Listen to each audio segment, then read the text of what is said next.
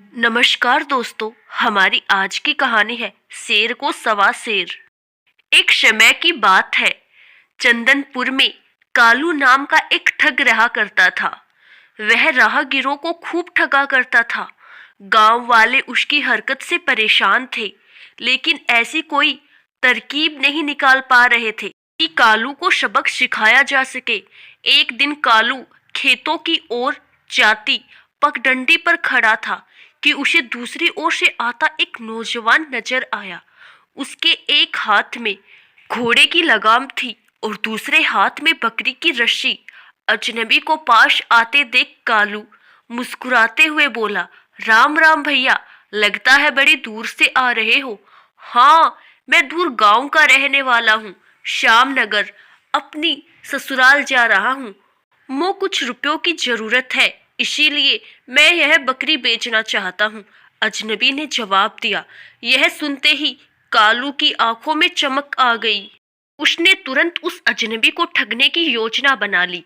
वह बोला, अच्छा, यह 10 घोड़े के पास जो बकरी है वह कितने की दोगे?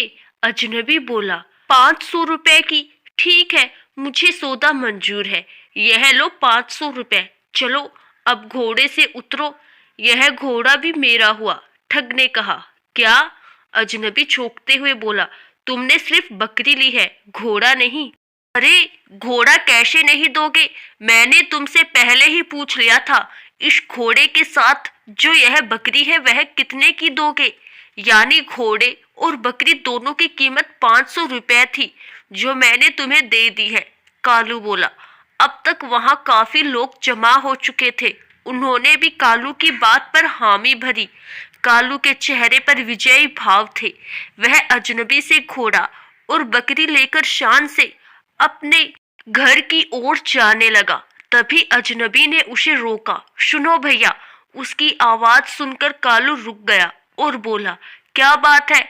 बात दरअसल यह है कि मेरा घोड़ा और बकरी तो तुमने ले ली है। अब मैं क्या मुंह लेकर अपनी ससुराल जाऊंगा? अतः मैं अपनी यह रेशमी पगड़ी तुम्हें बेचना चाहता हूँ, और इस पगड़ी की कीमत मैं सिर्फ एक मुट्ठी चावल लूंगा। यह सुनकर कालू सोचने लगा, वाह, आज का दिन तो बहुत बढ़िया है। यह तो निरा काठ का उल्लू निकला। अपनी प्रशंसा को छुपाते हुए कालू सहजता से बोला, ठीक है, जब तुम इतना निवेदन कर रहे हो तो मैं ठुकरा नहीं सकता। सामने ही मेरा घर है, मेरे साथ चलो, मैं तुम्हें एक मुट्ठी चावल दिलवा देता हूँ। घर पहुंचते ही कालू ने अपनी पत्नी को आवाज लगाई, सुनती हो भाग्यवान, जरा एक मुट्ठी चावल लाना। इस अजनबी से मैंने उसकी पगड़ी एक मुट्ठी चावल के बदले खरीदी है।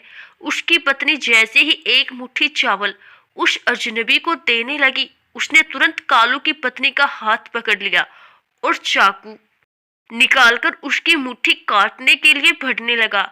यह देख कालू चिल्लाया, अरे यह क्या कर रहे हो? मैं यह मुट्ठी काट रहा हूँ। तुम एक मुट्ठी चावल के बदले पगड़ी का सौदा कर चुके हो। अजनबी बोला।